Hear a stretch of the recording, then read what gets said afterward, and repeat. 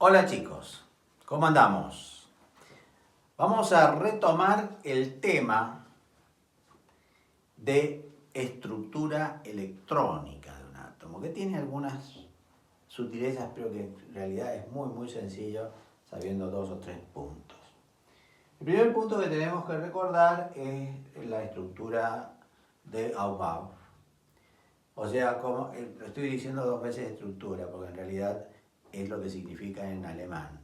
Y los dos principios básicos son fundamentalmente cómo realizar la estructura del núcleo y cómo realizar la estructura de la configuración electrónica, cómo se distribuyen los electrones en los diferentes niveles y subniveles. El primer punto es un punto muy sencillo. Vamos a volver sobre el mismo ejemplo de la clase anterior para que quede suficientemente claro. Si a mí me dicen, bueno, haga el esquema del átomo de hierro 2656, inmediatamente me están dando un Z y inmediatamente me están dando un A. El Z me dice que es 26, lo cual quiere decir que tiene, de esto saco, que tiene 26 protones, 26 electrones, el átomo, y de A, restándole el número de Z, el número másico menos el número atómico, tengo el número de neutrones. O sea que de 56 resto 26 y me queda que el número de neutrones es 30. Entonces, este átomo tiene un núcleo, en su núcleo tiene 26 protones, 30 neutrones, y ahora vamos a tener que distribuir un total de 26 electrones. Entonces, la primera parte del principio Buff ya la tengo acá. La segunda parte es lo interesante. En el principio de construcción de la estructura electrónica de un átomo, debo recordar que debo repartir los electrones de forma tal de cubrir primero los subniveles de menor energía. O sea, lo fundamental que ustedes tienen que saber que tengo que trabajar con subniveles y no con niveles, por el fenómeno de solapamiento que ya vimos en la clase pasada. Entonces tengo que ir cubriendo los subniveles de menor energía a los de mayor energía, teniendo en cuenta siempre en cada subnivel cuál es el número máximo de electrones que podemos tener. Y eso está muy bien esquematizado, como lo vimos en la clase pasada, en el famoso esquema de Noller. Siguiendo este esquema de Noller, prácticamente yo no puedo tener ningún tipo de dudas. Entonces, vamos a realizar la configuración electrónica del hierro 26. ¿Por qué digo hierro 26? Porque me estoy refiriendo fundamentalmente al número de electrones. Entonces, vamos a repartir 26 electrones. Un S no puede tener más de 2 electrones. 2 electrones, un P no más de 6. Ya acá llevamos 10, 12, 18. Cuando llegamos acá, no podemos pasar al 3D porque hay un fenómeno de solapamiento. Nos tiramos en esta pendiente y llegamos al 4S. 4S puede tener hasta 2. Entonces, hasta acá llegamos 20, subimos y tenemos que completar el D. 3D, perdón, no tengo que completar. Tengo que completar los 26 electrones. En consecuencia, digo, el D puede llegar a tener 10. Pero si tengo nada más que 20 y con 6, ya con eso completo los 26 electrones que tiene el hierro. Ahora ya sé que ese átomo va a tener 1, 2, 3, 4 niveles energéticos y que en el primer nivel va a tener 2 electrones, en el segundo 8, en el tercero 8 más 14 electrones y en su último nivel va a tener 2 electrones. Pero no es esto a lo cual se refiere la configuración electrónica, sino que la configuración electrónica de ese átomo lo tengo que dar de acuerdo a los subniveles. Uno es 1s2, 2s2, 2p6, 3s2, 3p6, 4s2, 3d6. Esto es lo que les van a pedir fundamentalmente en la facultad. Esta es la nomenclatura SPDF, pero hay una SPDF que es, por supuesto, abreviada. La SPDF abreviada, esta es la estructura del gas noble más próximo al hierro en la tabla periódica. Si ustedes tienen la tabla periódica a mano, van a ver que el gas noble más próximo anterior, no posterior, anterior en la tabla es el argón 18.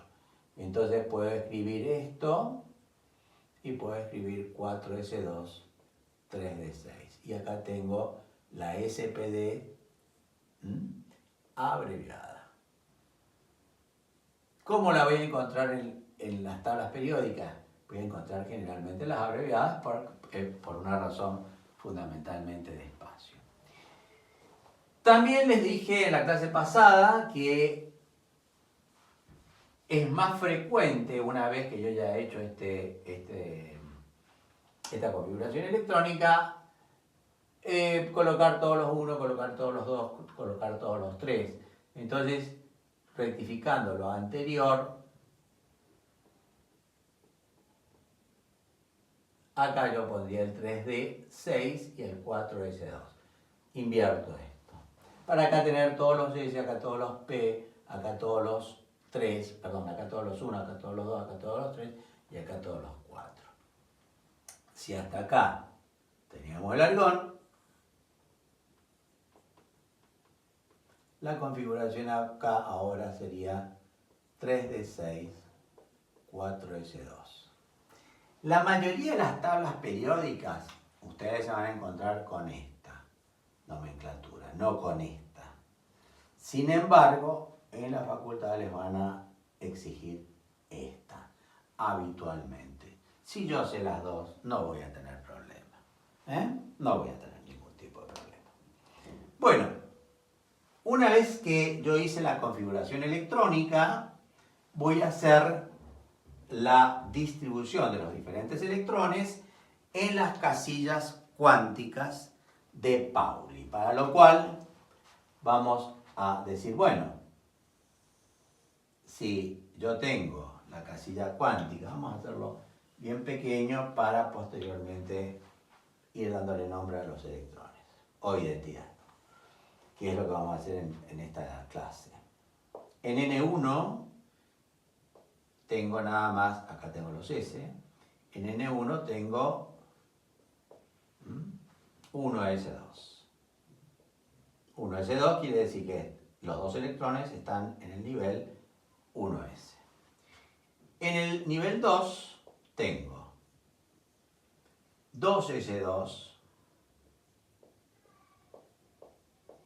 y tengo en el P, un poco superior, 3 niveles energéticos.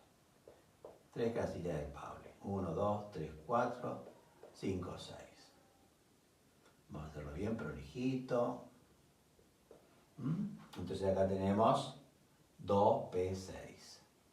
Con un poquito más de energía. Recuerden que esto es energía. Si lo pongo más alto tiene mayor energía.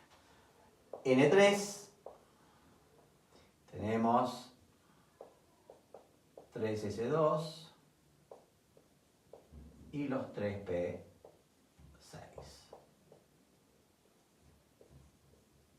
Con un electrón en cada casillero, con 2 electrones en cada casillero. Posteriormente, en N4 tengo el 4S2 y en el D, que aparecería acá tenemos todo el bloque de los P, acá tenemos ya los D, y un poco superior al 4S2, 1, 2, 3, 4 y 5, porque voy despacio acá. Acá voy despacio porque tengo que repartir, este sería el 3T con 6 electrones. Acá tengo que repartir los 6 electrones. Entonces acá tengo que decir, bueno, porque podría decir 1, 2, 3, 4, 5, 6. No, tengo que poner un electrón en cada uno de los orbitales y no puedo completar ningún orbital hasta tanto todos los orbitales de ese subnivel tengan un electrón. O sea que acá ya gasté 5 y ahora completo a 6. O sea que este átomo tiene 4 orbitales incompletos o desapareados. Si me piden los orbitales completos, los cuento. 1, 2, 3, 4, 5, 6, 7, 8, 9, 10 y 11. 11 orbitales completos, 4 orbitales desapareados. Y estoy haciendo la configuración según casillas de Pauli. Ya les dije que también podía hacer esto. En lugar de hacer las casillas de Pauli, hacer directamente segmentos. 1 electrón, 2 electrones, 3 electrones, 4 electrones, 5 electrones y acá hacer el completo. Ustedes saben que los electrones se indican con una flechita, no con un palito como estoy indicando acá, con un segmento, sino con una flecha, fundamentalmente porque indica el número cuántico de spin, indica que tienen spines opuestos. O sea que acá tenemos 4 electrones que no tienen electrones compañeros y en consecuencia no tienen el spin que genera el campo electromagnético que anula el campo electromagnético que genera este electrón. Este sí lo tiene, ¿sí? Este sí genera un campo electromagnético más un medio, este genera menos un medio y se anula. Pero acá hay 4 que tienen una implicancia fundamental en las propiedades ferromagnéticas justamente del hierro. Una vez que yo ya he hecho la configuración electrónica, he hecho las casillas cuánticas de Pauli, bueno, hay que darle nombre a cada uno de estos electrones. Para lo cual vamos a recurrir muy esquemáticamente a cada uno de los niveles. Tenemos un nivel 1 en donde tengo el 1s2.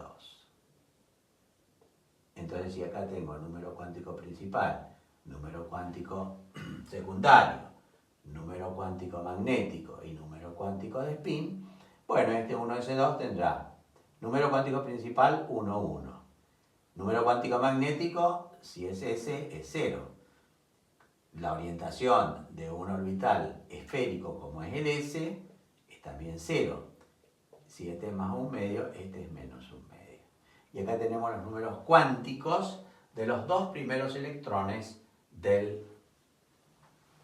estos dos primeros electrones del hierro. Vamos al N2. En N2 tenemos 2S2 y 2P6. En consecuencia, en 2S2 tendremos 2, 0, 0, más un medio, 2, 0, 0, menos un medio. Recordemos que en un S no pueden existir más de 2 electrones. Vamos a ir haciendo así para que ustedes lo vean. Y en el P6 tenemos 2, 2, 2, 2, 2, 2. Pero ya en el número cuántico secundario de estos electrones tenemos 1.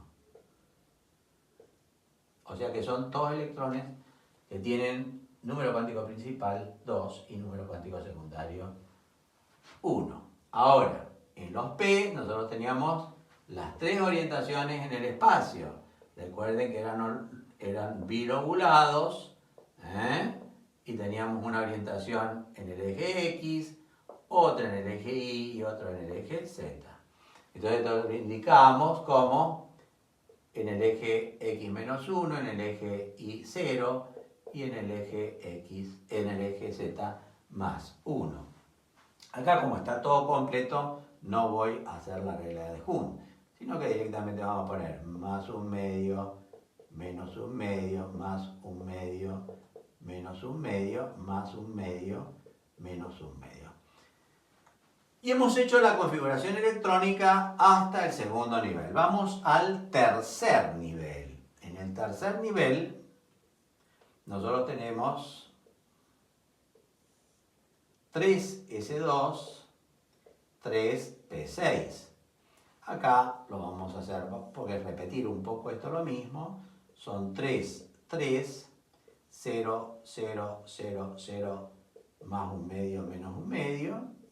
¿Por qué 0? Porque son electrones que tienen número cuántico secundario correspondiente al único subnivel que es el S. Y al S le corresponde valor 0. Pero en los P tenemos 3, de nuevo tenemos 3 orbitales. 1, 2, 3. Acá tenemos, todos van a valer 3, 1, porque son P. Orientación de los P. Y orientación tenemos la 0, la menos 1 y la más 1. Y ahora tenemos de nuevo más un medio, menos un medio, más un medio, menos un medio, más un medio, menos un medio. Bien, cuando ya tenemos esto, vamos en consecuencia a irnos al 4S2. 4S2, siguiendo un poco la nomenclatura, lo que sigue la facultad, 4S2 tenemos número cuántico principal,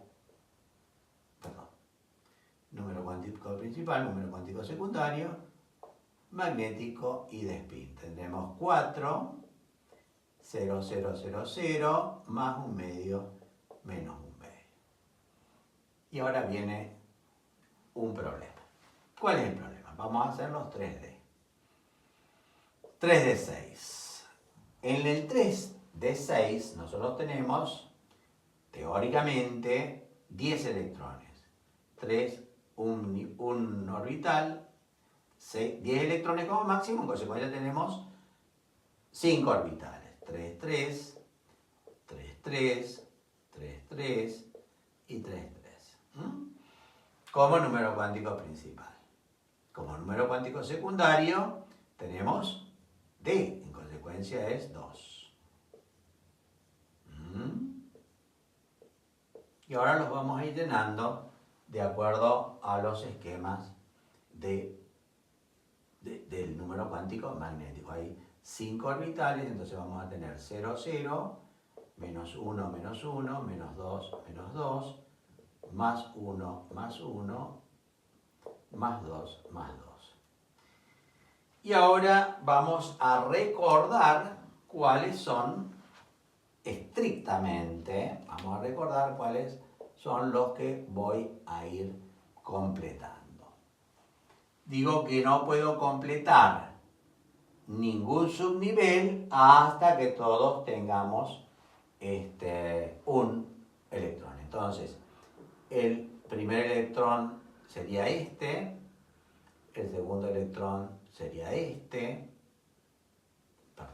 todos los más, digamos, más un medio, más un medio, más un medio y más un medio. O sea que los electrones, todos estos electrones, y corresponderían a este electrón, a este electrón, a este electrón, a este electrón y a este electrón. El último, el que completo, que se llama electrón diferenciante o diferenciador, tendría la configuración 3, 2, menos 2, menos un medio, y estos son los electrones que existen, porque los otros electrones, se los he colocado más que todo para que ustedes vean los orbitales, pero están vacíos, ¿de acuerdo? Entonces, era una pregunta muy frecuente, hasta no hace mucho tiempo, ¿cuál era la configuración electrónica del electrón diferenciante o diferenciador? Diferenciador, que era el último electrón que yo colocaba de acuerdo a esta regla, que era la regla de Hund. Recuerden la regla de H-U-N-D, regla de Hund, que me es muy útil para las casillas cuánticas de Pauli, pero que actualmente cuando hablo de electrón diferenciante o diferenciador, antes era estricto, era un concepto muy rígido. Pero después los investigadores dijeron, en realidad los números cuánticos que me indican energía son el número cuántico principal y el número cuántico secundario. El número cuántico magnético es orientación y el número cuántico de spin es orientación. Y las orientaciones siempre son de acuerdo a donde yo esté. Vale decir, las orientaciones, si yo veo que en este sentido está girando el electrón, yo digo que está girándose en el sentido de las agujas del reloj. Ahora, si yo mismo hago esto, el electrón, si yo cambio de posición, ahora gira en el sentido contrario de la aguja del reloj. Háganlo ustedes y lo van a comprobar. O yo me estoy dirigiendo a ustedes y les estoy diciendo, miren, para mí el electrón está girando en el sentido de las agujas del reloj y ustedes me están diciendo, no, yo estoy viendo todo lo contrario. O sea que las orientaciones son relativas.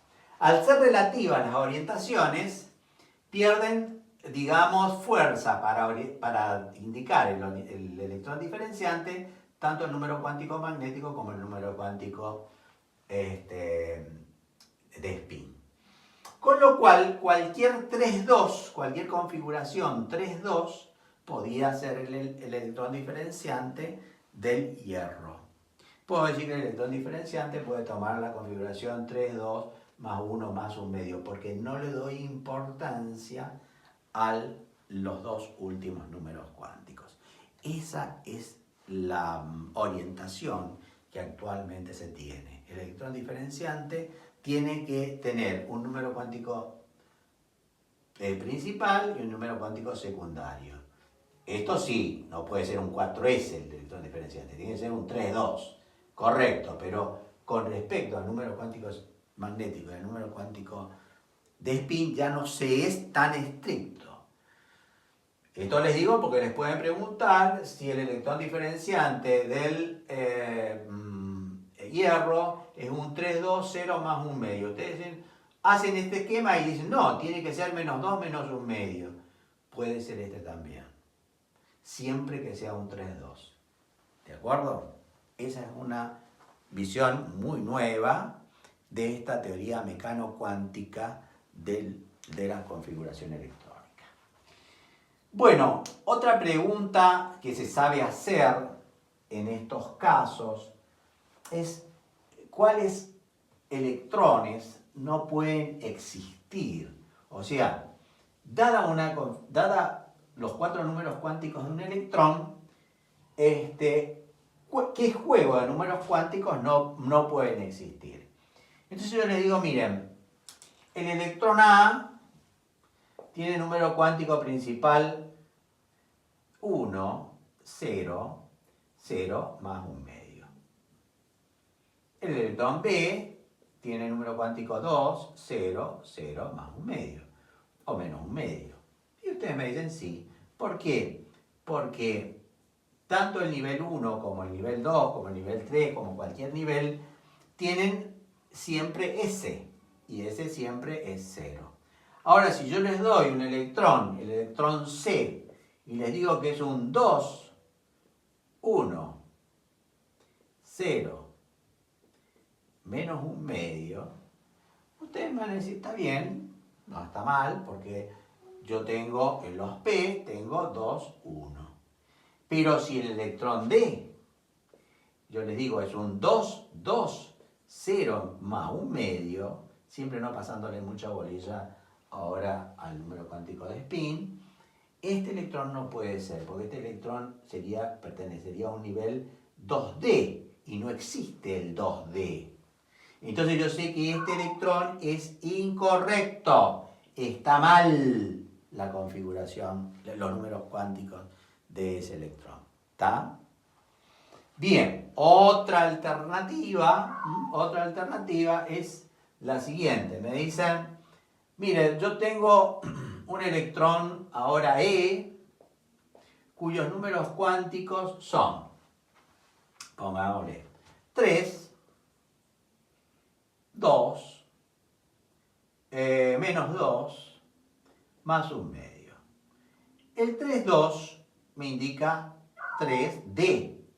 Y efectivamente el nivel 3 tiene subnivel D, lo cual es correcto. Y dentro de los subniveles D yo tengo menos 1, menos 2, menos 2, menos 1, menos 1, 0, 0, más 1 y más 2 como orientación. O sea que eso es correcto. Pero si ahora me llegan a plantear, fíjense, que tengo un electrón F, que es un 3, 2, menos 3 más un medio, fíjense ustedes que si yo tengo un 3D, no puedo tener orientación menos 3. ¿Por qué? Porque la orientación menos 3 corresponde únicamente cuando yo tengo menos 3, menos 2, menos 1, 0, más 1, más 2, más 3. O sea, cuando yo tengo 7 niveles energéticos, 7 orbitales dentro de un mismo subnivel. Entonces, dentro de un D, yo tengo 5 nada más, 5 orientaciones posibles. Estas orientaciones posibles son menos 2, menos 1, 0, más 1, más 2. Y ahora yo le estoy poniendo el número 3.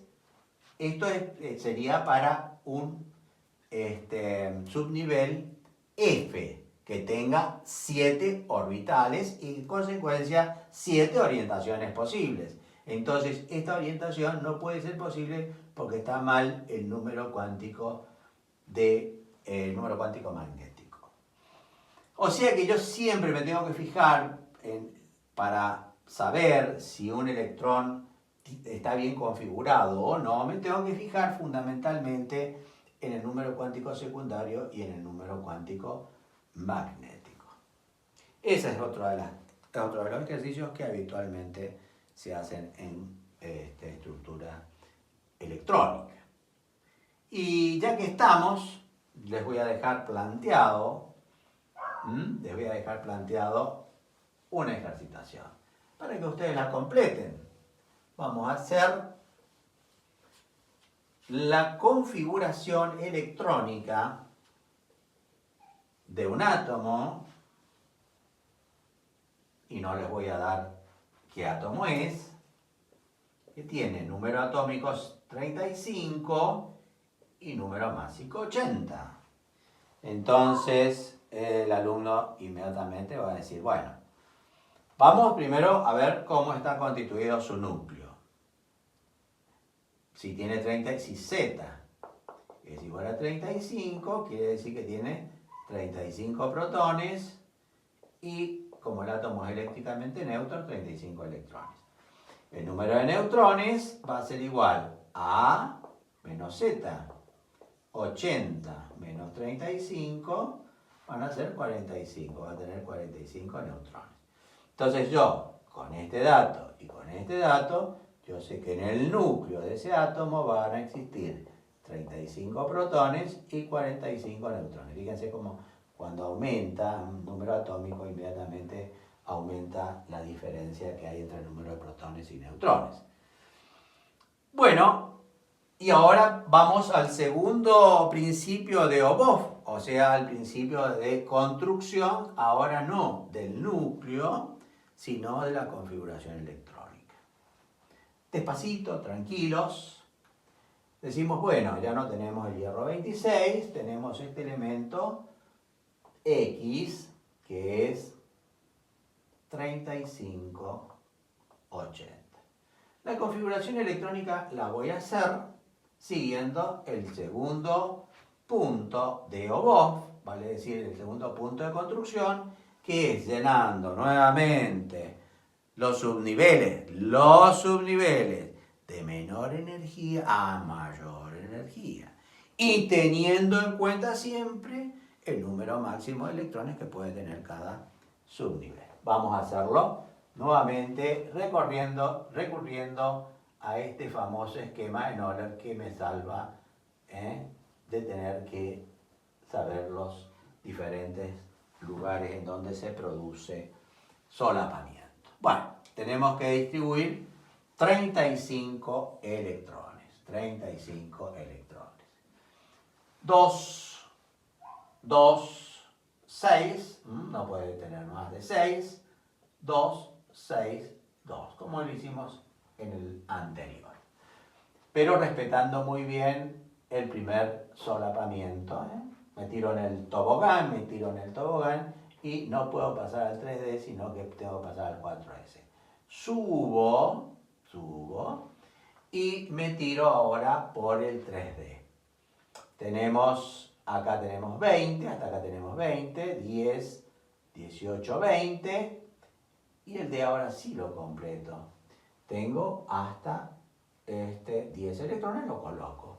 Y ahí tengo 30, y para llegar a 35 tengo que colocar en el que sigue al 3D el 4P. ¿Y cuánto colocaré? Bueno, colocaré 5 electrones. ¿Puede tener hasta 6? Sí, puede tener hasta 6. Pero tiene nada más que 5. En consecuencia, este elemento tiene 4 niveles. Ya sé que tiene 4 niveles energéticos. Tiene 4 niveles energéticos. 1S2, 2S2, 2P6, 3S2, 3P6, 4S2, 3D10, 4P5. Fíjense que esa es la nomenclatura que a ustedes les van a exigir. Y esto es el elemento que se encuentra por de anterior. El elemento, el gas raro no bluminante que se encuentra anterior a ese elemento es nuevamente el argón.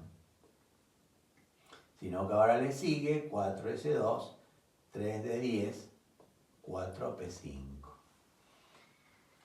Fíjense ustedes que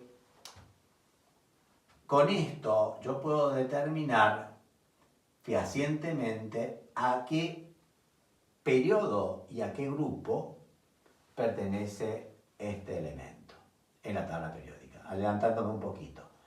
1S2, 2S2, 2P6, 3S2, 3P6, 3D10, estoy reagrupando, 4S2, 3, estoy colocando esto acá, y 4P5. ¿Para qué lo hago?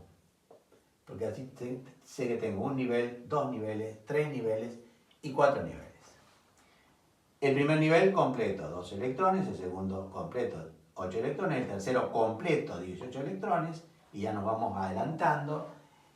Y 2 más 5 son 7 electrones. Nos vamos adelantando, ¿por qué? Porque sé que este elemento tiene todos sus niveles energéticos completos, menos el último. Entonces ya sé que es un elemento que ahora vamos a trabajar sobre tabla periódica, es un elemento que pertenece al cuarto periodo, porque tiene 4 niveles energéticos. Cuando el electrón diferenciante, cuando el último electrón diferenciante cae en un S o en un P, es un elemento principal. Cuando cae en un D, es un elemento de transición. Recién, fíjense, recuerden que el último electrón del hierro caía en un 3D6, en un 3D. Ese elemento, el hierro, era un elemento de transición. Y si cae en un F, es un elemento de transición interna. Solamente cuando sea un elemento principal puedo determinar el número de grupo. ¿Por qué puedo determinar el número de grupo? Porque el número de electrones que posee en su último nivel me está dando que este elemento pertenece al grupo 7A de la tabla periódica. Entonces, si yo hiciera un esquema ahora muy rápido de la tabla periódica, diría, bueno, si acá tenemos, si acá tenemos los diferentes periodos, ya lo vamos a ver ahora. Primer periodo, segundo, tercero, cuarto. Este es un elemento que pertenece al cuarto periodo. ¿Y qué grupo? Acá tenemos el 1A, el 2A, el 3A y así sucesivamente hasta llegar acá al 7A. ya vamos a ver que los elementos de transición son B. Entonces, si tiene 7 electrones en su último nivel, ojo, no en su último subnivel, en su último nivel. El número de electrones que tiene en su último nivel me indica que está perteneciendo al 7A. Y efectivamente ese elemento es el bromo, es un elemento halógeno. Como ustedes ven, puedo hacer perfectamente la configuración electrónica y la configuración electrónica de los elementos principales me dan hasta el número de electrones que tienen en su último nivel.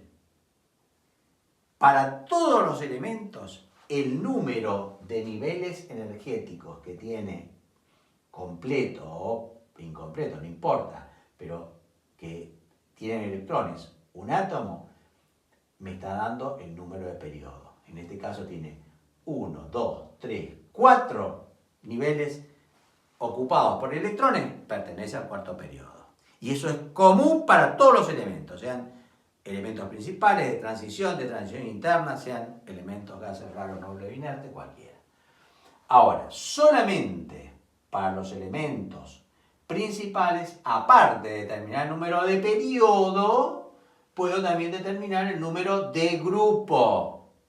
Y el número de grupo coincide con el número de electrones que posee en su último nivel. Y acá ya vayamos viendo que estos elementos que tienen el último nivel incompleto, el resto de los niveles completos, el último nivel incompleto son los elementos principales. Después los elementos de transición, incluso lo vimos en la clase pasada, en el caso del hierro, tienen el último y el penúltimo. Acá teníamos 14 electrones, no 18. Y en los elementos de transición tenemos el último, el último, el penúltimo y el antepenúltimo nivel incompleto. Como tarea para ustedes, bueno, ¿por qué no me dan cada uno de los números cuánticos de cada uno de los 35 electrones que tiene el bromo, porque ya lo hemos ubicado en la tabla periódica, y los números, digamos, cuánticos del electrón diferenciante o diferenciador? Como ustedes ven, estructura electrónica no se puede dar sin tener una idea de la tabla periódica de los elementos. Porque realmente la tabla periódica de los elementos fue anterior a este ordenamiento ya, yo les diría, muy exquisito, que es, bueno, saber cuántos electrones tiene un átomo, cómo están distribuidos los diferentes niveles cuánticos principales, en los subniveles, qué orientaciones tienen los orbitales y cuál es el número cuántico de spin. Es muy preciso. Sin embargo, esto se hizo a partir de cuando se descubre fundamentalmente el número cuántico de spin, o sea, cuando se hace el modelo mecánico cuántico del electrón, no antes de 1920, no antes de 1930. Sin embargo, la tabla periódica de los elementos data del año 1869. Entonces nos vamos a ir a la línea del tiempo porque realmente vamos a comenzar un tema nuevo que es tabla periódica. En breve, ya cuando vean este video ya la tienen subida en el tablón. La tabla periódica de los elementos surge de que yo les dije, miren, acá ustedes tienen la línea del tiempo, acá tienen el año 2000, acá tienen el año 1900, acá tienen el año 1800. Los elementos prácticamente se descubren, la mayoría de los elementos se descubren en este periodo. Había elementos que se conocían de antes, pero la gran cantidad de elementos se individualizan fundamentalmente en los primeros 50, 60 años del siglo XIX. Fíjense ustedes que acá 1817, 1861, hay dos señores, digo, cuando yo tengo elementos y ya los elementos comienzan a aumentar en número, no eran los 4 elementos que proponía Aristóteles, ya habían 20, 30, 40, 50 elementos, ya empiezo a pensar o empiezo a ver que hay elementos que tienen propiedades semejantes, aunque no iguales semejantes, y que las propiedades de esos elementos los puedo clasificar de acuerdo a las propiedades semejantes. En consecuencia ya viene una idea de clasificación de los elementos y ordenarlos del de menor peso atómico al de mayor peso atómico. Y esas fueron las ideas de los grandes que hicieron posible la construcción de esta tabla periódica. Existen nombres que son fundamentales en tabla periódica. El nombre fundamental es Mendeleev, aunque otros ponen otra E acá, pero se pronuncia exactamente igual. La famosa tabla de Mendeleev, que apareció en 69, prácticamente en 1870, y que fue realmente un trabajo excepcionalmente bueno, porque incluso hasta ese momento habían 73 elementos, se habían descubierto 73 elementos, pero habían elementos dentro de esos 73 que no se habían descubierto y a los cuales Mendeleev predijo que iban a existir y predijo incluso sus propiedades físicas y sus propiedades químicas. También es muy importante saber que hay un señor Meyer, que muchos lo asocian a Mendeleev, que hizo la misma tabla periódica de Mendeleev, pero un poco después en el tiempo, pero lo importante es que Mendeleev estudiaba tanto las propiedades químicas como físicas como químicas, y Meyer fundamentalmente hace referencia a las propiedades físicas. Son detalles. Pero hubieron dos intentos previos de clasificación que por ahí son interesantes conocerlos, que son las triadas de Dobereiner.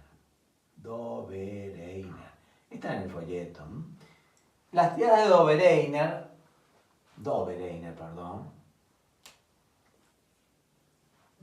¿qué empezó a pensar? ¿Qué empezó a ver? Empezó a ver que habían elementos que tenían propiedades semejantes. Por ejemplo, el litio, el sodio, el potasio. Por ejemplo, el berilio, el magnesio, el calcio. Entonces comenzó a hacer triadas. Por ejemplo, el flúor, el cloro y el bromo. Comenzó a hacer triadas. Y esas triadas, él le llamó triadas de Dobereiner. Tanto es así que se llegaban a hacer 18, 20 triadas en aquella época. Algo interesante de las triadas, como para acordarse, es que ya comenzaron a verse que habían grupos de elementos que tenían propiedades semejantes. Y una particularidad, si el peso atómico del litio es 7 y el peso atómico del potasio es 39, sumo el peso atómico del primero de la triada y del último de la triada y me da 46. A 46 lo divido por 2 y me da 23. Justamente me da el peso atómico, el peso atómico, del sodio. O sea, que entre el peso atómico del litio, yo estoy dando números redondos, por supuesto, y del potasio, sumando este más este y dividiéndolo por 2, me daba aproximadamente el peso atómico del elemento que se encontraba en el centro de la triada. Algo que realmente no es importante, pero que contribuyó a dar una idea que esto correspondía a una organización, estaba organizado, estaba todo ordenado. Posteriormente hubo un señor que se llamó Newlands, que es muy importante esto. Y ya voy a sacar la línea del tiempo y ya les voy a comenzar a explicar la tabla periódica. ¿Cómo? Sí.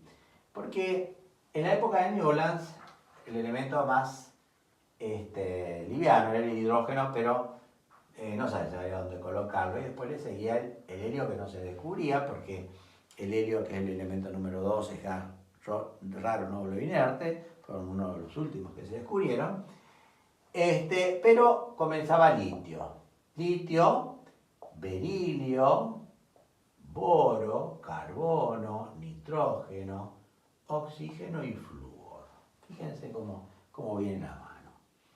Él los ordenó de acuerdo al peso atómico creciente. No existía en aquel momento el concepto de número atómico, porque no existía el concepto de protón ni de electrón. Ustedes saben que eso está prácticamente regido a partir del año 1900, 1910, 1920. Entonces se regían por el peso atómico del elemento. Y cuando sigue con el peso del elemento que le sigue al flúor en el peso, es el sodio. Pero vio que el sodio tenía propiedades semejantes al litio. Entonces dice, ¿por qué no ponemos el sodio acá debajo? Sodio, el magnesio coincidía exacto, debajo del boro el aluminio, debajo del carbono el silicio, debajo del nitrógeno el fósforo, debajo el azufre y el cloro. Fíjense cómo ya te está dibujando los elementos alcalinos, térreos, halógenos, carbonidios. Bueno, ¿qué pasó en aquella época? Él siguió cloro, potasio, calcio. Y cuando llegó al calcio, tuvo un gran problema. El elemento que le seguía no estaba en la tabla periódica. Digo, no se había descubierto todavía el escandio. Entonces, acá terminó su trabajo Newlands, pero él dijo, fíjense, si yo cuento a partir de un determinado elemento, supónganse yo cuento a partir del carbono, 1, 2, 3, 4, 5, 6, 7. El octavo elemento, contado a partir de uno determinado, repite las propiedades del mismo como lo hace la octava nota musical con respecto a la primera. O sea, dándole un aspecto musical a esta problemática de la clasificación. El gran mérito del señor Mendeleev, que es la primera tabla periódica en serio que se hace, la primera tabla periódica se llama tabla periódica de Mendeleev. Entonces vamos a ver que hay algún tipo de diferencia con la tabla periódica moderna. Quien la hace es Moseley. Vamos a ver qué diferencia hay. Pero Mendeleev dijo, bueno, no nos quedemos acá, sino que sigamos. Si a este elemento no lo conocemos, le llamamos ecaboro. Va a ser un elemento que va a ser el ecaboro, que posteriormente se descubrió, y el ecaboro, lo vamos a poner bien prolijito, ecaboro.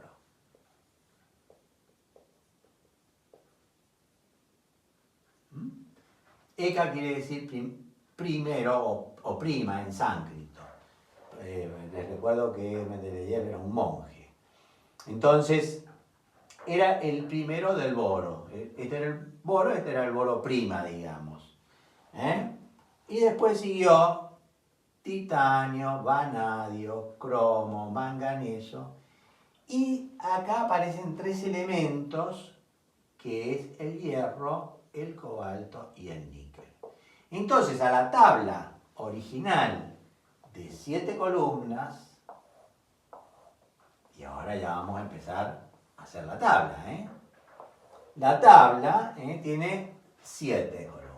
Primera, segunda, tercera, cuarta, quinta, sexta, séptima.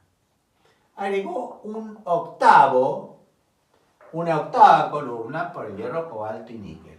Pero vio que dentro de este ordenamiento horizontal,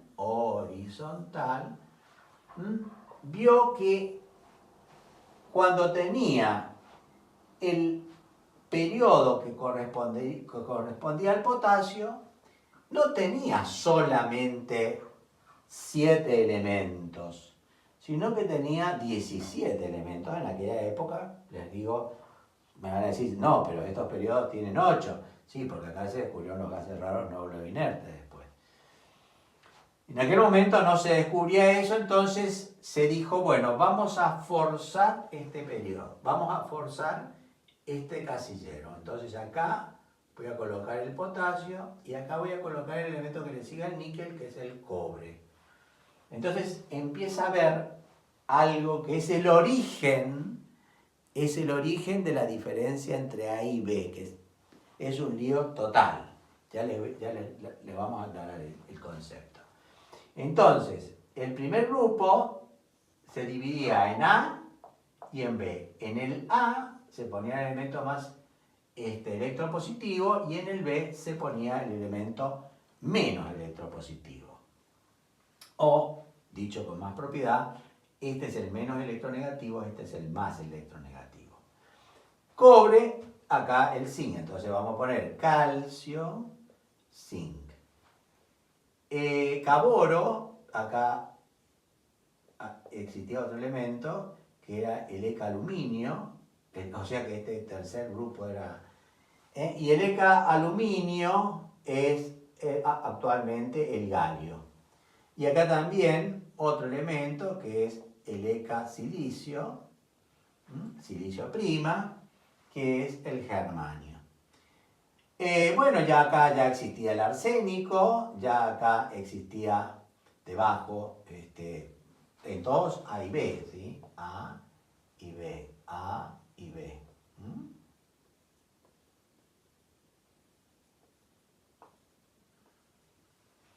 Ya existía el selenio y acá ya existía el bromo.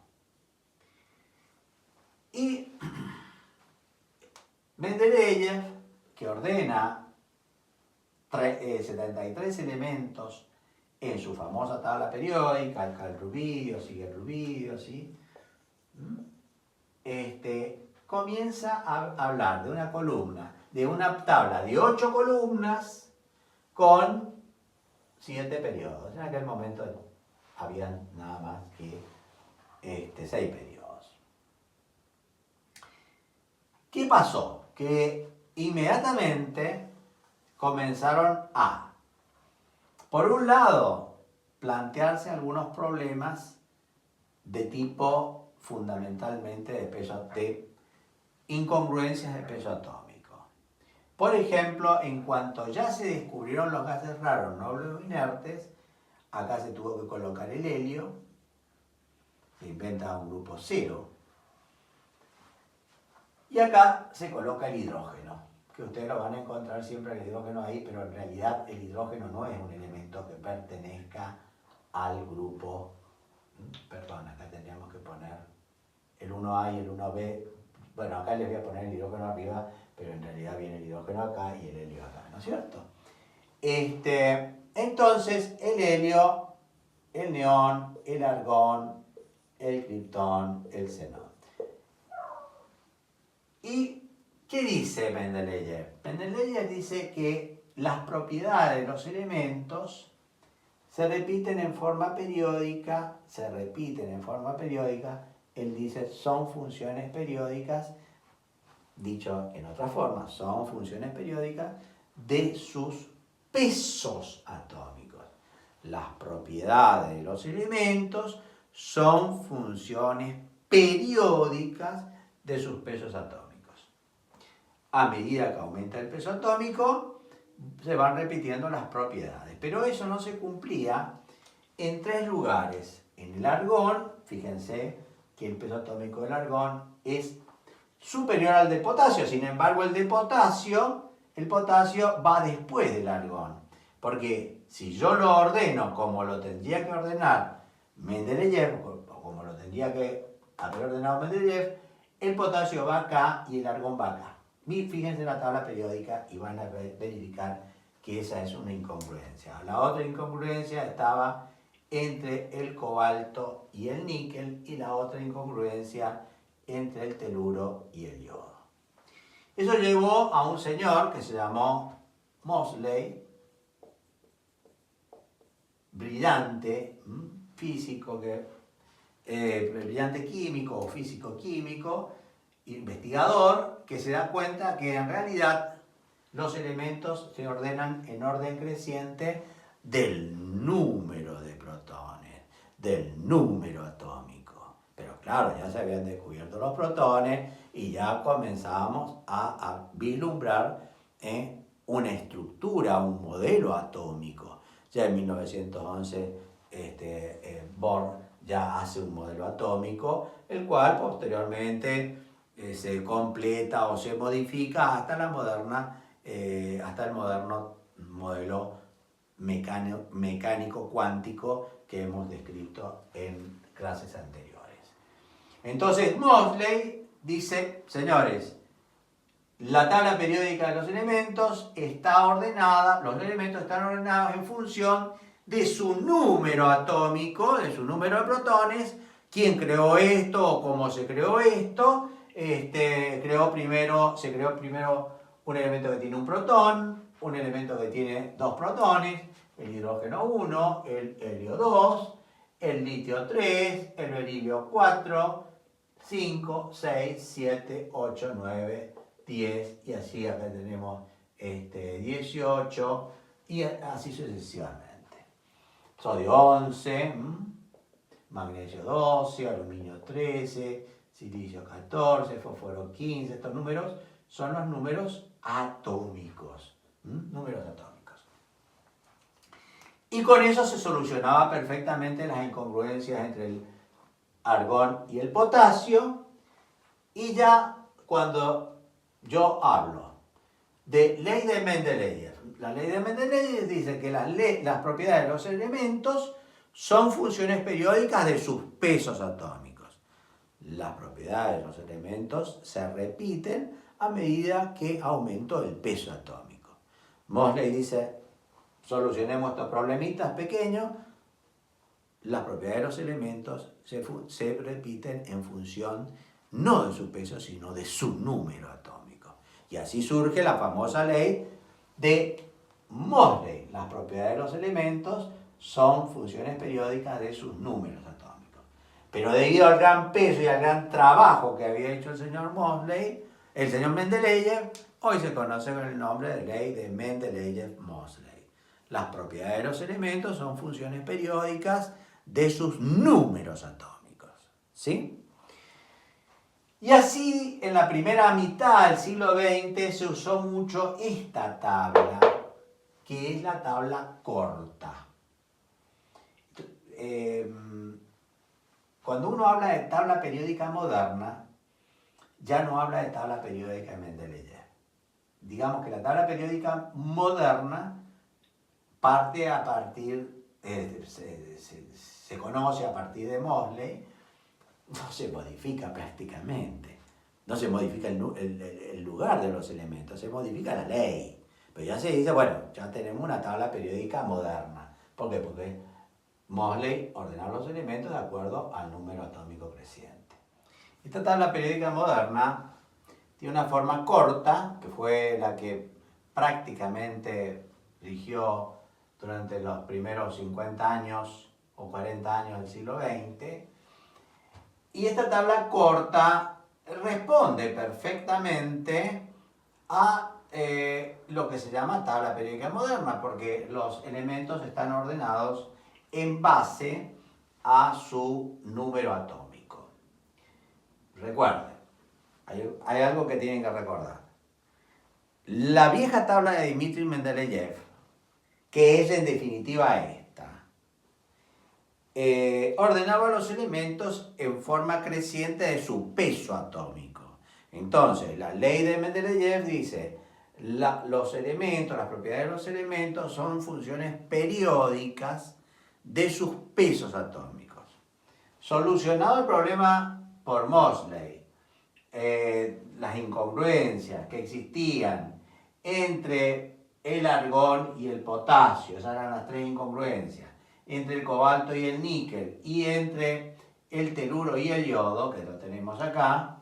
Ustedes fíjense que en esas tres incongruencias el peso atómico, por ejemplo, el yodo es inferior al del teluro. Sin embargo, se dan cuenta de que lo tienen que colocar en esa forma para que coincidan las propiedades. Pero con la nueva visión de Moseley, ese problema se soluciona. En consecuencia, Moseley dice, las propiedades de los elementos son funciones periódicas de sus números atómicos. Y ahí surge lo moderno. No hay gran diferencia, chicos. Esta forma corta, que fue la primera que se empleó, que era, en definitiva, fue la tabla de Mendeleev, era de 1, 2, 3, 4, 5, 6, 7 grupos con un octavo, por eso se llamaba de 8 columnas.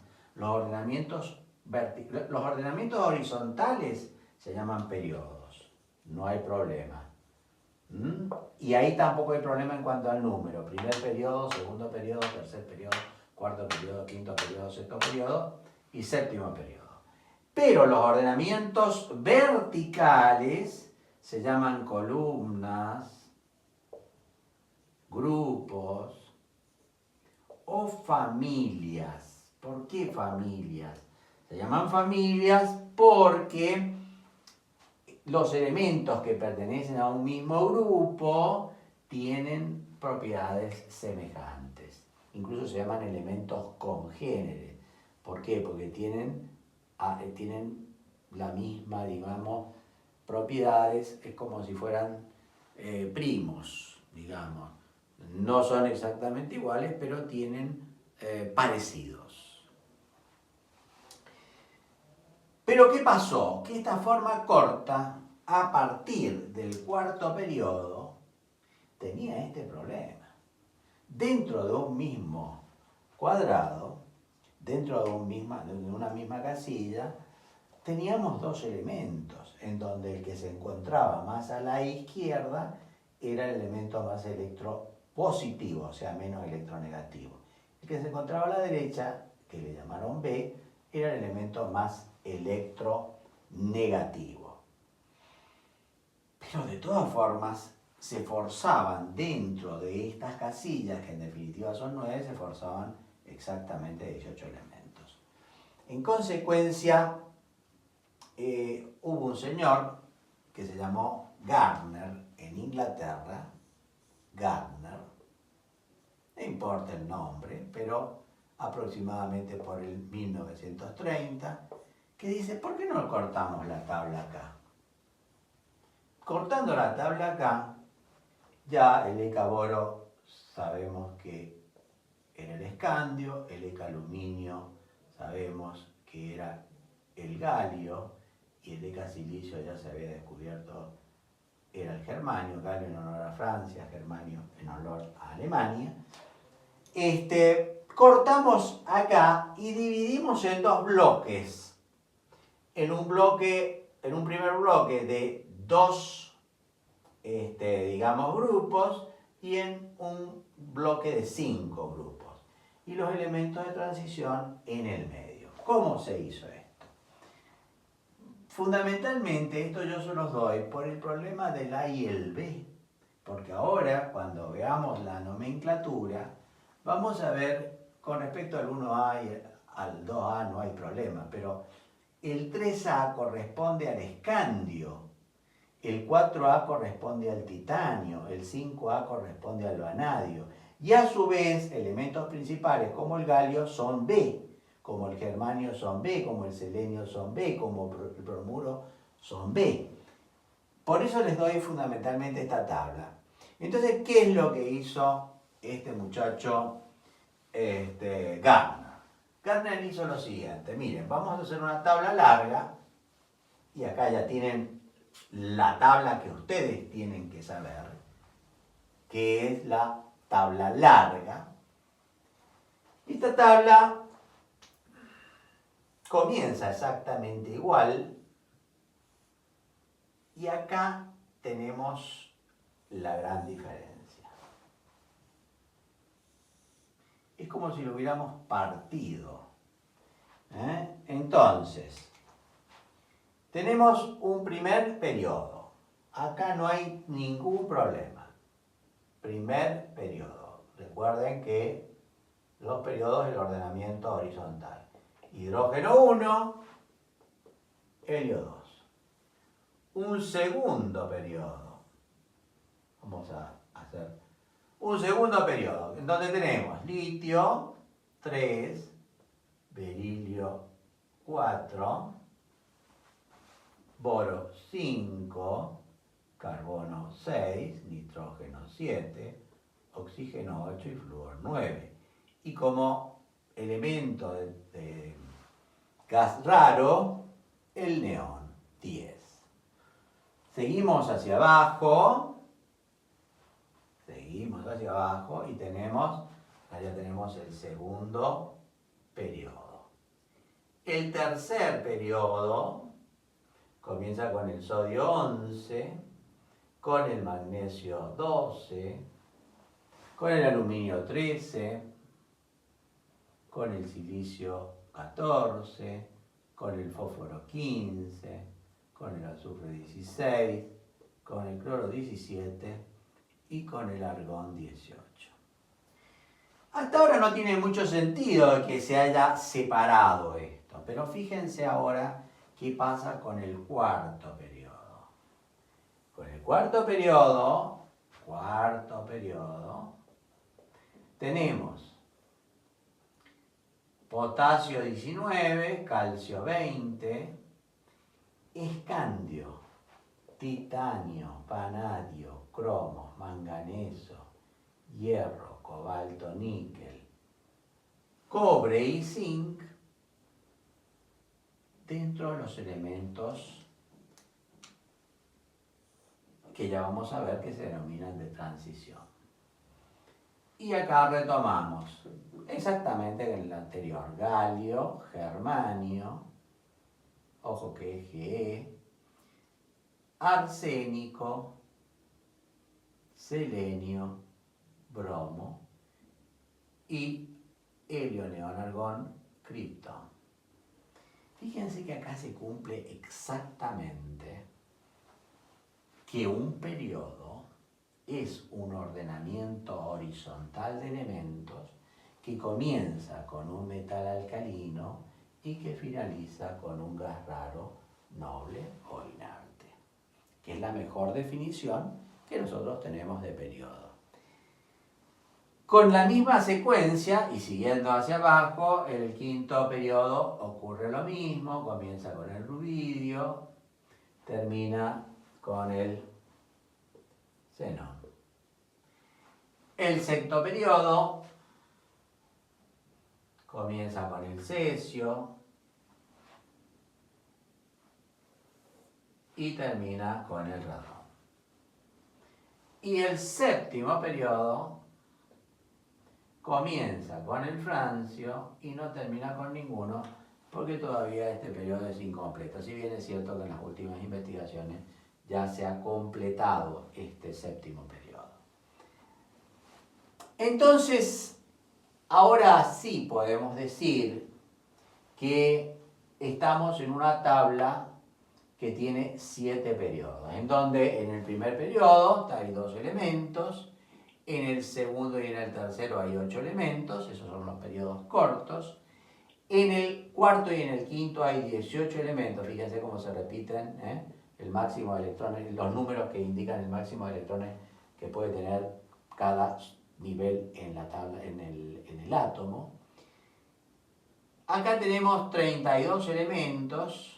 ¿Y por qué tenemos 32 y no 18? Bueno, porque acá hay un elemento que se llama lantano, y en el lantano, que es el número 57, alberga en su casilla nada menos y nada más que 15 elementos que tienen, pero estructura muy parecida y que no vale la pena que colocarlos uno al lado del otro, sino que conviene colocarlos acá, en esta zona, y estos se llaman elementos 4F o elementos lantánidos o tierras raras lantánidas, y del 57 pasa violentamente al 72, porque están acá los elementos.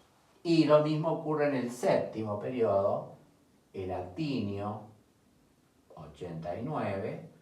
En el actinio 89 alberga 15 elementos más, que son elementos 15F, que es el 5F, que ya lo vamos a ver por qué se llama, 15 elementos más que se llaman entonces estos elementos lantánidos y elementos actínidos. Por eso esta ahora es incompleta, pero también puede llegar a tener 32 electrones. Llegamos a 32 electrones, a 32 elementos, perdón. Y se repiten los números máximos de electrones que puede llegar a tener el átomo. Fíjense estos números: 2, 8, 18, 32. Cuando vimos estructura atómica, vimos que el primer periodo el primer nivel podía tener hasta 2 electrones, el segundo hasta 8, el tercero hasta 18. ¿Se acuerdan de la fórmula? 2n a la 2. 2n a la 2. Lo cual se cumple hasta este. En este podemos llegar hasta 50, porque 2 por 5 a la 2 es 50, pero hasta ahora se conocen nada más que 32 elementos. Bueno, como ven, hay una relación muy estrecha entre estructura atómica y tabla periódica.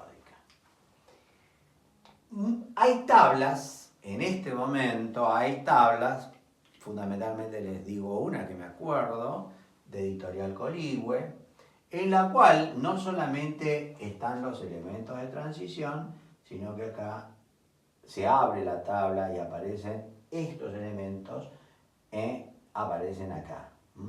O sea que la tabla tiene un doblez más. Y aparecen los elementos lantánidos y actínidos, pero la tabla se hace sumamente extensa, lo cual realmente es muy poco, digamos, útil, porque los elementos lantánidos y actínidos generalmente no trabajamos con ellos. Sin embargo, un elemento lantánido, el gadolinio, hoy se lo utiliza como medio de contraste en las resonancias nucleares magnéticas. Señores, hoy, la gran imaginología, la gran complejidad en imaginología para ver bien las partes del cerebro, para ver bien las partes del abdomen, para ver bien las partes del tórax, nosotros pedimos una resonancia nuclear magnética. ¿Con qué hacemos el contraste? Con gadolinio. Así como anteriormente, cuando teníamos una tomografía axial computada, que tiene otro mecanismo, que es a través de rayos X, computarizados, teníamos como medio de contraste el yodo. El yodo es un elemento principal. El yodo es un elemento principal del periodo 5. En cambio, esto es un elemento, el material contraste que se usa, el gadolinio, es un elemento que corresponde a una tierra rara lantánida. Como ustedes ven,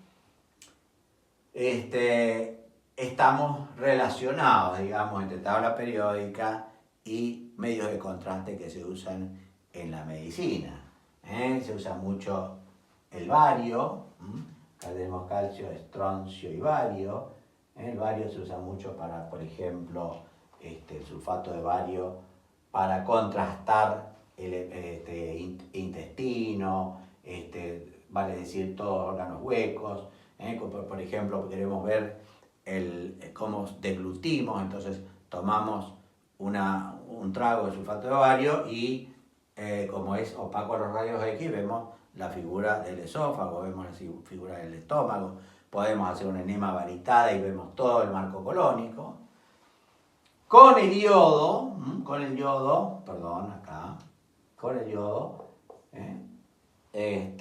inyectado en nuestras venas, contrastamos nuestro árbol circulatorio. ¿Vale? Si queremos ver cómo están las arterias coronarias, inyectamos yodo. Y ahora, modernamente, queremos ver detalles en la resonancia nuclear magnética y en lugar de inyectar yodo como inyectábamos en la tomografía axial computada, en la resonancia nuclear magnética inyectamos gadolinium. Esto es como para incentivarlos en que si ustedes van a ser médicos, van a ser odontólogos, bueno, esta tabla periódica tiene muchísimo que ver con la medicina. De todas formas, ahora viene el estudio de esta tabla periódica, forma moderna. Bueno, esta tabla periódica tiene 7 periodos, como lo tenía la antigua. O sea que nunca hay problema con el ordenamiento horizontal, siempre con el ordenamiento vertical, y especialmente cómo lo nombramos. Los primeros que nombraron los grupos dijeron, bueno, este es el grupo 1A, este es el grupo 2A, este es el grupo 3A, este es el grupo 4A, 5A, 6A, 7A. Por ejemplo, el manganeso pertenecía al 7A. Luego venía el 8A, que indicaba hierro, cobalto, níquel, el 1B, el 2B, el 3B, y empezamos a nombrar elementos principales con el 3B. 3B, 4B, 5B, 6B y 7B y 8B. Esta nomenclatura, que fue la primera que se usó, se llama nomenclatura europea. Yo se las he puesto en el folleto para que ustedes europea. Se usó muchísimo esta nomenclatura, pero ¿qué es lo que pasó? Como en la tabla periódica moderna nosotros podemos clasificar perfectamente a los elementos en base a su estructura electrónica, no en base a sus propiedades, en base a sus propiedades lo clasificábamos en no metales, ya vamos a ver cómo lo hacemos acá, en no metales, metales y gases raros nobles inertes. Ahora, en base a su estructura electrónica, los elementos se clasifican en elementos gases raros, nobles o inertes, primer grupo. Segundo grupo, ya sabemos que corresponde a este grupo, elementos principales o representativos. ¿Y cuáles son los elementos principales o representativos? Y son los que corresponden a este grupo, digamos, de elementos y este grupo de elementos. Todo esto, vale decir que estaría separado, los elementos principales estarían separados por este tipo de elementos que se llaman elementos de transición. O sea que tenemos dos grandes, digamos, trozos en la tabla que indican elementos principales. Este trozo y este trozo. Posteriormente tenemos los elementos de transición, también llamados elementos de relacionados, que son los elementos que se encuentran justamente entre elementos principales del grupo 1 y 2 y elementos principales del grupo 3 al 7. O sea que estos son los elementos de transición o relacionados. Y finalmente, los elementos de transición interna, que es el grupo 4. Elementos de transición interna. Todos estos elementos tienen su razón de ser en la tabla periódica de los elementos en base a la estructura electrónica. ¿Cómo tienen su razón de ser? Sí, tienen su razón de ser. Tienen su razón de ser, chicos, porque estos elementos tienen un electrón diferenciante característico. En los elementos, en los gases raros, nobles o inertes, se caracterizan porque el electrón diferenciante siempre cae en un orbital p y tienen la fórmula general ns2np6, vale decir, tienen n quiere decir número cuántico principal, pero siempre el secundario tiene un s completo y un p completo, lo cual hace que tengan 8 electrones en su último nivel. Estos gases raros nobles y inertes, al tener 8 electrones en su último nivel, excepto el helio, que pobrecito tiene 2 electrones nada más, es lo que hace que estos elementos tengan lo que Lewis describió como octeto completo. Y el tener el octeto completo significa que esos elementos no tienden ni a perder, ni a ganar, ni a compartir electrones. Y al no tender a ganar, ni a perder, ni a compartir electrones, no tienen ningún mecanismo para formar enlace químico.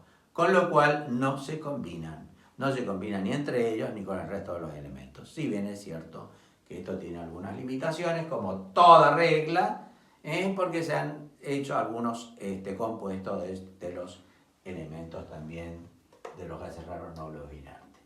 Tenemos entonces el primer grupo de los gases raros nobles o inertes, mal llamado grupo, sino es que estos forman grupo y a la vez tipo de elementos. Después tenemos los elementos principales o representativos. Los elementos principales o representativos, el electrón diferenciante cae en un S o en un P. O sea, siempre que el último electrón caiga en un S o en un P, yo sé que voy a tener un elemento principal o representativo. Por eso estos elementos se saben llamar SP.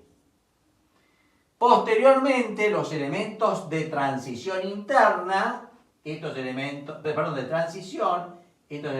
ubicados entre los dos bloques principales, se caracterizan porque el electrón diferenciante cae en un D. Y finalmente, los elementos de transición interna se caracterizan porque el electrón diferenciante cae en un subnivel F.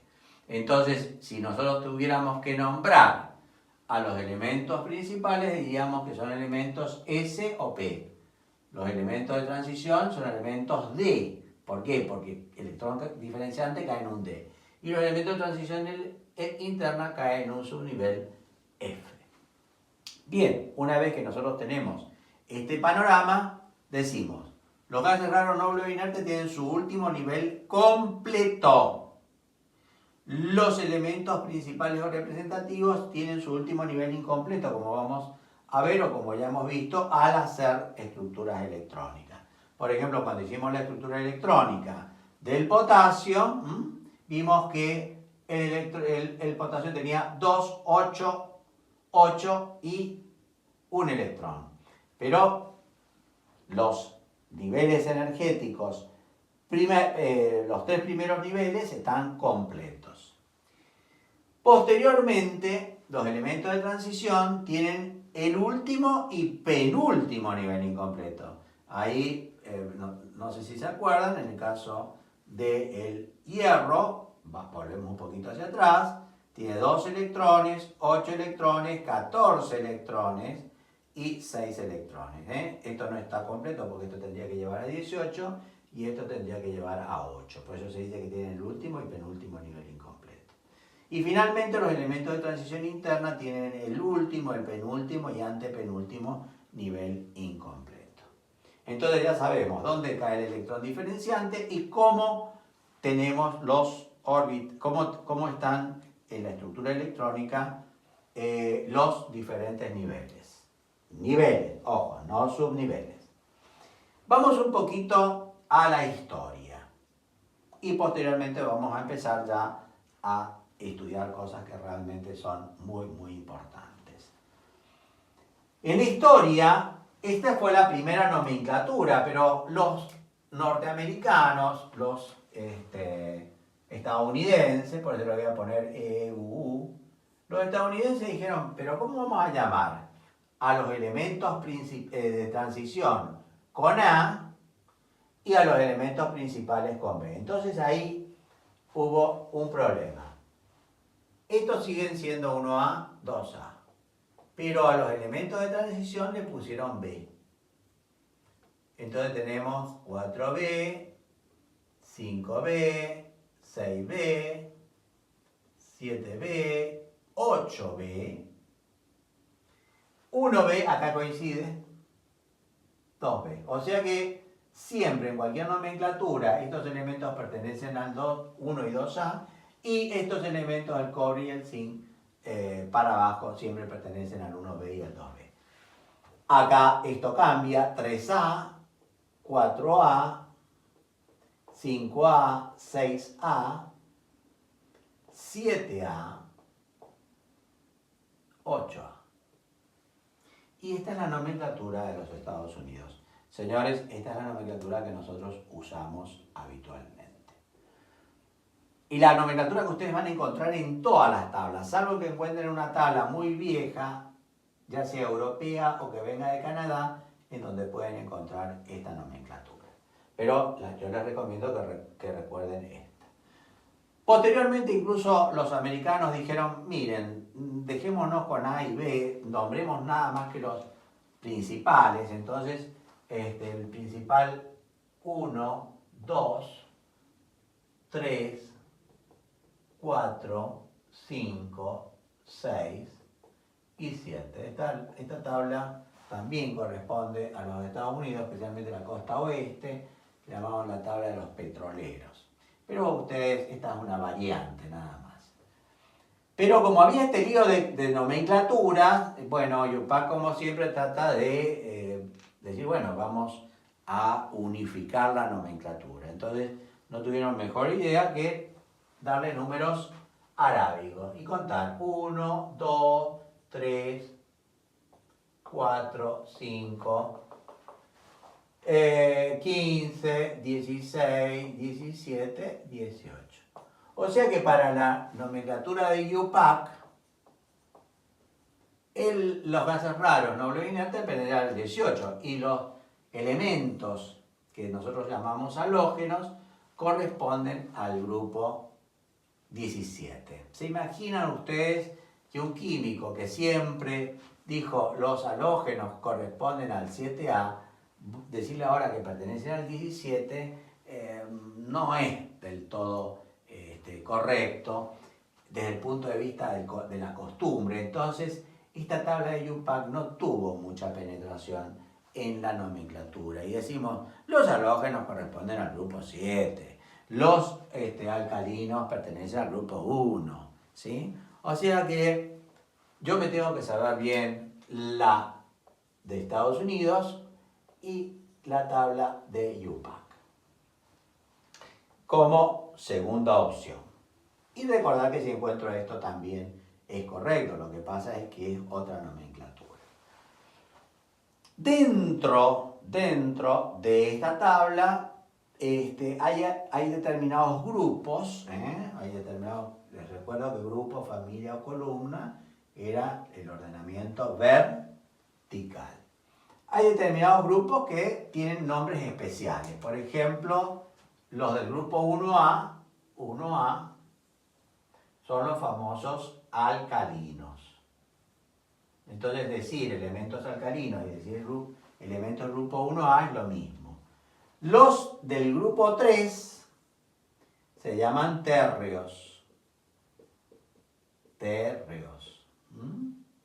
Grupo 3 térreos. Y como entre el grupo 3 y el grupo 1 se encuentra el grupo 2, tenemos que el berilio, magnesio, calcio, estroncio, bario y radio pertenecen a los alcalinos térreos. Entonces, esto es lo que fundamentalmente se tienen que acordar ustedes. Alcalinos, grupo 1A, alcalinos térreos, grupo 2A, grupo 3A de la clasificación estadounidense, térreos. Y fundamentalmente acordarse de que el grupo 7 el famoso grupo de los halógenos. Con eso yo creo que está perfectamente bien, porque después vienen los elementos carbonídeos, los elementos que derivan del nitrógeno, etcétera, etcétera, que reciben también nombre propio, pero que es realmente una redundancia o es demasiado para que ustedes sepan. Bueno, pero hay una correlación hecho ya en la clasificación y ya habiendo aclarado los periodos y habiendo aclarado el nombre de los grupos y ya hablando de que esos grupos, que esos elementos se caracterizaban por tener una determinada, primero el electrón diferenciante caer en un determinado subnivel y tener los últimos niveles completos o incompletos. Una vez que yo conozca todo esto, hay dos reglas de oro en tabla periódica, que yo tengo que conocer perfectamente antes de comenzar con propiedades periódicas.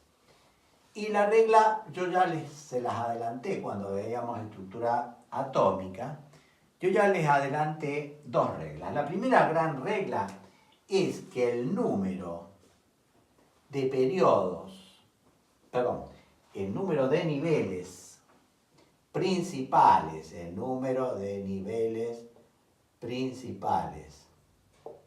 que posee un átomo coincide con el número de grupo. Con el número de periodo, con el número de periodo en donde se encuentra el elemento en la tabla periódica. Vale decir, si yo tengo un elemento como el bromo, que tiene vamos a directamente hablar de niveles, 2 electrones, 8 electrones, 18 electrones y 7 electrones, tiene un nivel, 2 niveles, 3 niveles, 4 niveles. Ese elemento yo estoy seguro que pertenece al cuarto periodo, como lo vimos en la clase pasada. Esa regla rige para elementos principales, para elementos de transición, para elementos de transición interna, para todos. Ahora, la regla que ustedes tienen que aprenderse también muy bien es que el número de electrones que tienen en el último nivel coincide con el número de grupo. ¿Pero con qué número de grupo? Esta ley es solamente cierta para los elementos principales o representativos. O sea que si yo tengo que el bromo es un elemento principal o representativo y tiene 7 electrones en su último nivel, ojo, no en su último subnivel, en su último nivel, yo sé que ese elemento va a pertenecer al cuarto periodo porque tiene 4 niveles y va a pertenecer al grupo 7A porque tiene 7 electrones en su último nivel. Ya como en los elementos de transición, los electrones de valencia pertenecen al último y penúltimo nivel porque son los que están incompletos, ya esa regla no se cumple y mucho menos se va a cumplir para los elementos de transición. Ya con estos dos grandes, con estas dos grandes leyes, yo para los elementos principales, dado el número atómico, puedo calcular perfectamente el número de periodo y el número de grupo al cual pertenece. En la próxima vamos a continuar con esto y vamos a continuar con las propiedades periódicas. Vamos a ver cómo varía el radio atómico, cómo varía la electronegatividad, cómo varía el potencial de ionización, la afinidad electrónica, es una serie de magnitudes, digamos así, que tienen los elementos y que varían en la tabla periódica. Y con eso vamos a dar por concluido tabla periódica. Los espero. Muchas gracias.